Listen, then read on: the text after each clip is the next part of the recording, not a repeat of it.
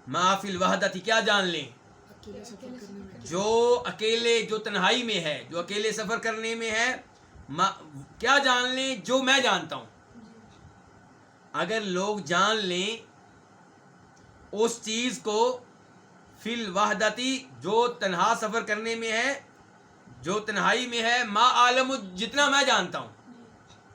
اگر لوگوں کے پاس اتنا علم ہو جائے جتنا علم مجھے ہے، تو ما سار راکب بلیل، تو کوئی بھی سوار رات میں تنہا نہ چلے، کوئی بھی سوار رات میں تنہا نہ چلے. تو اس حدیث سے پتہ چلا کہ تنہا سفر کرنے سے گریز کرنا چاہیے. آپ کچھ لوگوں کو ساتھ لے لیں، اپنی گاڑی میں کسی اور کو بٹھا لیں، یا پھر آپ بس پہ چلے جائیں. اکیلے سفر کرنے سے گریز کیا جائے. اور یہاں سے پھر پتہ چل گیا کہ حقیقی علم وہ ہے جو کس کے پاس تھا؟ رسول اللہ صلی اللہ علیہ وسلم کے پاس تھا. ہمارے پاس یہ علم نہیں ہے، اسی لیے تو ہم ایسے احکام کی خلاف ورزیاں کرتے ہیں. ہم جاہل ہیں. ہم کون ہیں؟ ہم جاہل ہیں. اگر ہم عالم ہوں تو ہم اس حدیث کی خلاف ورزی نہ کریں. سارا کا معنی کیا؟ چلے. راکبن کوئی بھی سوار. چلیں جی. اس کے بعد باب نمبر 4، باب دعاء السفر. یہ باب کس کے بارے میں ہے؟ سفر کی دعا کے بارے میں. سفر کرتے ہوئے کون سی دعا پڑھنی چاہیے، اس بارے میں باب ہے.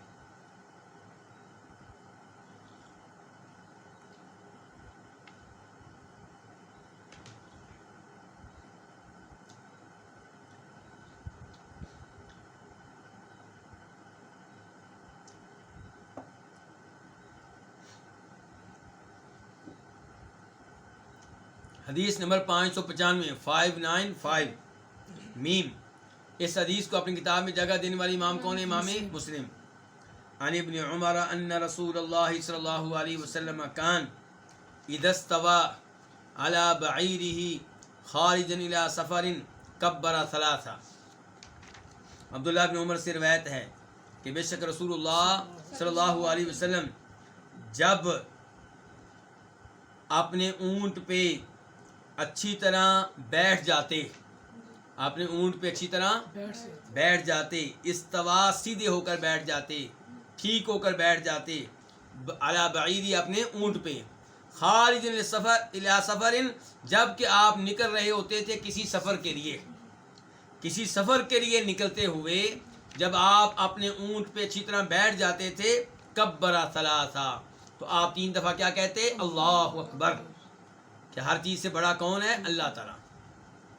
ثم قال، پھر آپ کہتے سبحان الذي سخر لنا هذا وما كنا له مقرنين وإنا إلى ربنا لمنقلبون اللهم إنا نسألك في سفرنا هذا البر والتقوى ومن العمل ما ترضى اللهم هون علينا سفرنا هذا واطوي عنا بعدا اللهم أنت الصاحب في السفر والخلیفۃ فی الاہل اللہم انی اعوذ بک من وعثاء السفر وکآبۃ المنظر وسوء المنقلب فی المال والاہل.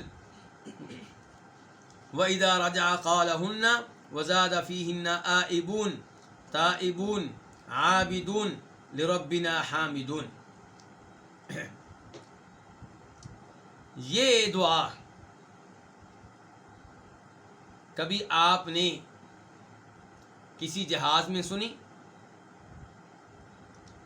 کسی جہاز میں یہ دعا پڑھنے کی ترغیب دی جا رہی ہو؟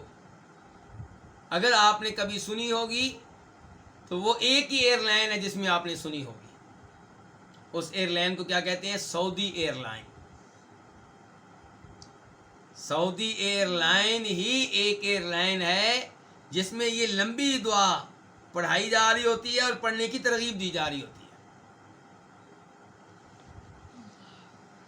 تو اب یہ دعا کا ترجمہ سیکھیں، ترجمہ سنیں، اور جن میرے بھائیوں اور بہنوں کو یہ دعا یاد نہیں ہے وہ وعدہ کریں اپنے رب سے کہ ہم نے یہ دعا یاد کرنی ہے. بڑی پیاری دعا ہے.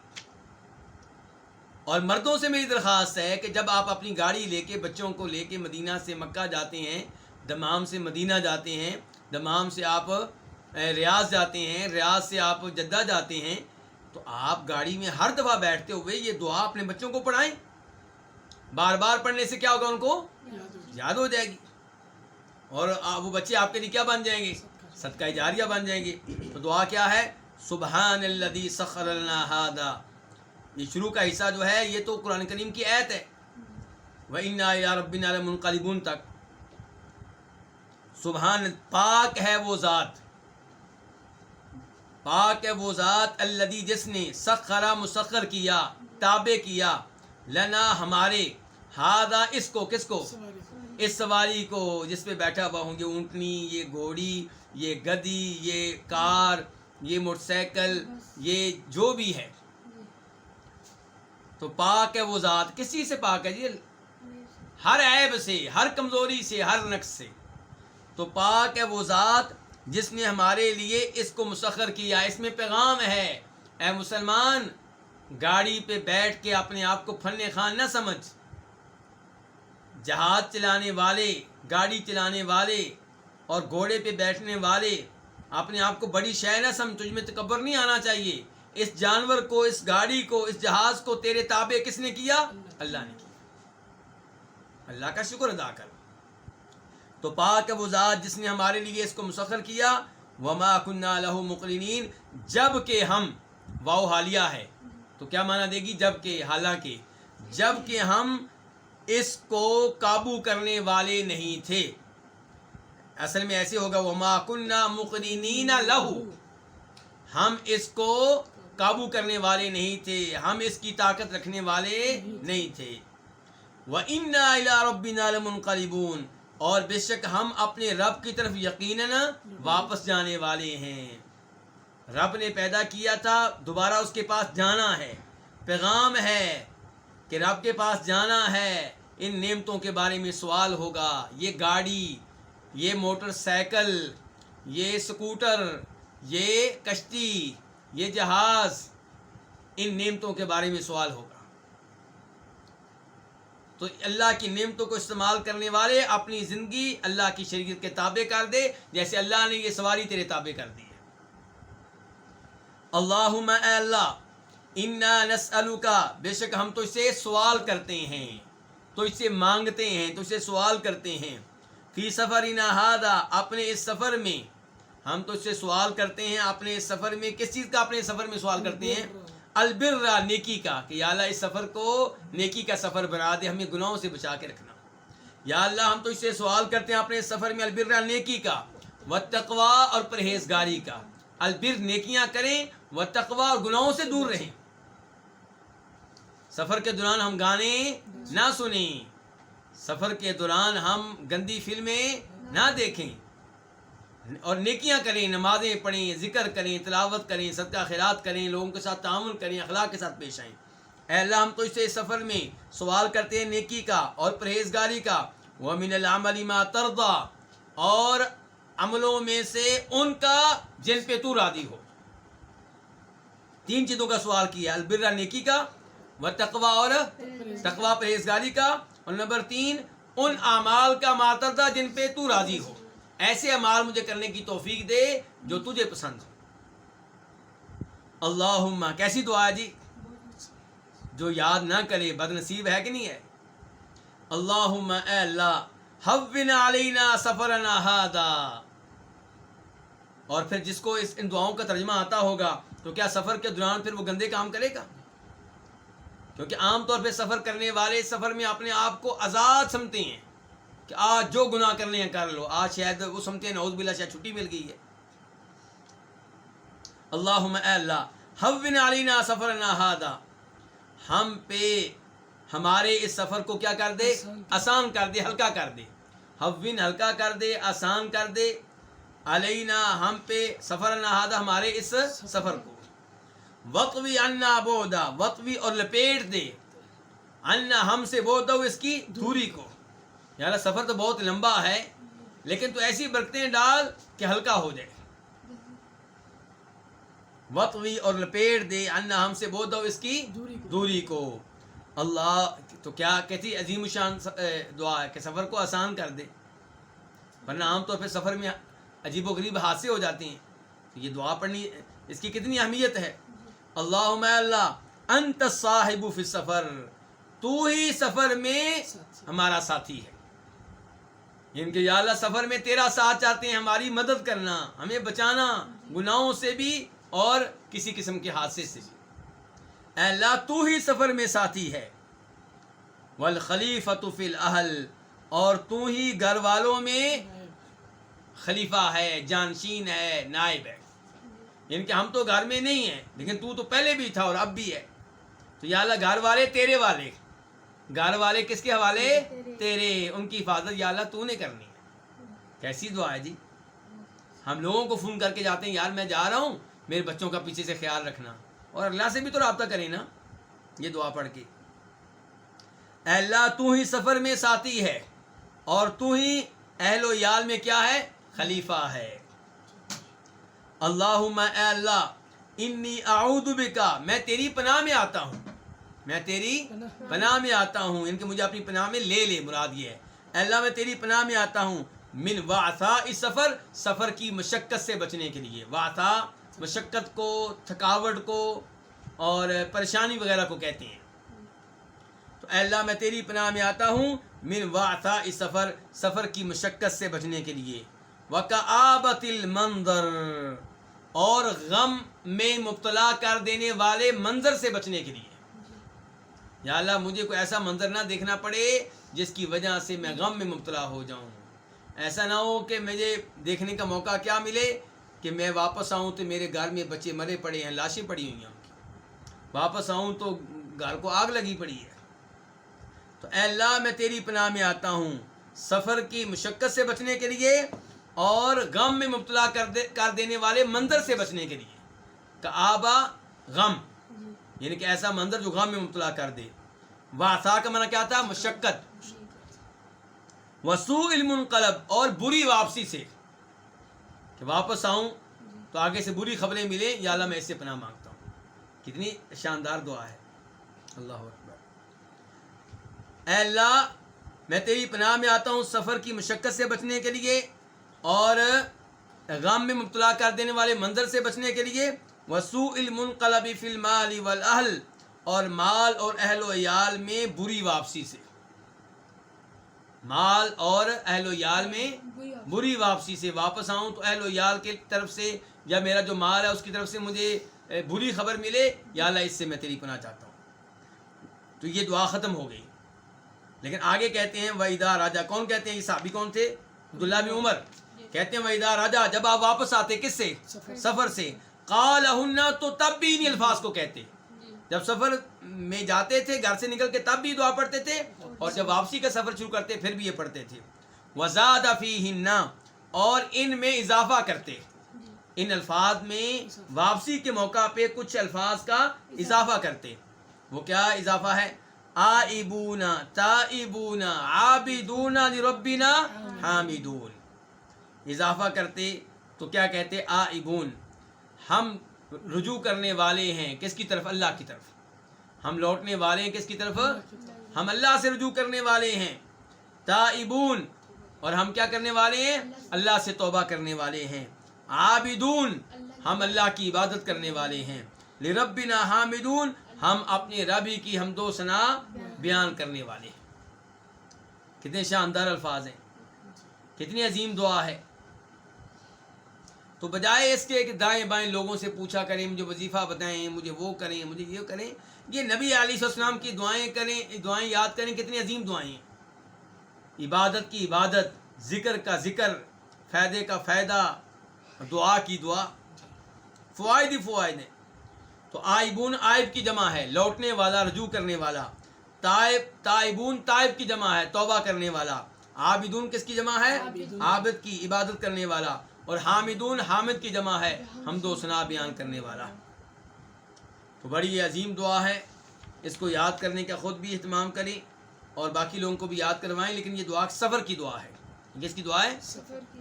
اگر آپ اپنے شہر کے اندر ہی ایک محلے سے دوسرے محلے میں گاڑی پہ جا رہی ہیں تو پھر بھی یہ دعا پڑھیں گے؟ نہیں، یہ سفر کی دعا ہے، یہ اپنے محلے میں گاڑی پہ جانے کی دعا نہیں ہے۔ پھر آپ یہ پڑھیں گے سبحان الذی سخر لنا ھذا وما كنا له مقرنین وانا الی ربنا لمنقلبون، اور اس سے پہلے کیا پڑھیں گے؟ بسم اللہ، گاڑی میں بیٹھتے ہوئے بسم اللہ الحمدللہ، بسم اللہ الحمدللہ اور پڑھیں گے یہ، پھر یہ آیت پڑھیں گے۔ اللہ رب العزت سے دعا ہے کہ اللہ رب العزت ہمیں ان احادیث پہ صحیح معنوں میں عمل کرنے کی توفیق عنایت فرمائے۔ اور دیکھیں آپ احادیث پڑھنے والے میرے عظیم بھائی خوش نصیب ہیں، ہمیں روزانہ کی بنیاد پہ کتنی زبردست معلومات ملتی ہیں۔ نبی علیہ الصلوۃ والسلام کے علم سے بہتر علم کون سا ہے؟ ہماری جہالت دور ہو رہی ہے، علم ہمارے پاس آ رہا ہے، نور ہمارے پاس آ رہا ہے، روشنی آ رہی ہے، روشنی جو اللہ کی طرف سے آ رہی ہے، جو روشنی نبی علیہ السلام کی طرف سے آ رہی ہے۔ آپ کہیں گے کہ یہ کئی باتیں ہمیں پہلے معلوم تھیں، میں جانتا ہوں آپ کو معلوم تھیں، لیکن میں بھی بھول جاتا ہوں، پڑھنے کے باوجود آپ بھی بھول جاتے ہیں، دوبارہ پڑھتے ہیں پھر یاد دہانی ہو جاتی ہے اور ثواب بھی مل جاتا ہے، اور دوبارہ ہم عمل کرتے ہیں تو اس کا بھی ثواب ملتا ہے۔ اللہ رب العزت توفیق بخشے اور ہم کو استقامت دے، جو بھی نیکی کا کام کریں اس کے اوپر ڈٹ جائیں۔ شیطان آپ کو دائیں بائیں کرنے کی کوشش کرے گا، لیکن اس کے وسوسوں کو قبول نہ کریں۔ اللہ تعالیٰ ہمیں شیطان کے وسوسوں سے محفوظ رکھے، اور اللہ تعالیٰ جزائے خیر دے ہمارے ان بھائیوں کو، ان مشائخ کو جن کی زیر نگرانی یہ دورہ منعقد ہو رہا ہے۔ شیخ شمس الزمان حفظہ اللہ جو درس کے شروع میں 1-2 منٹ میں یعنی کہ اس دورے کی اہمیت بیان کرتے ہیں، یہ انہی کی زیر نگرانی دورہ ہو رہا ہے، اور جس دعویٰ سینٹر سے وہ منسلک ہیں یہ اس دعویٰ سینٹر کی زیر نگرانی ہو رہا ہے۔ تو اس لیے اللہ تعالیٰ ان تمام بھائیوں کو جزائے خیر دے جو اس سلسلے میں تعاون کر رہے ہیں اور اس سلسلے میں شوق رکھتے ہیں، رغبت رکھتے ہیں۔ اللہ ہمارے علم کا شوق مزید بڑھائے۔ وآخر دعوانا الحمدللہ رب العالمین۔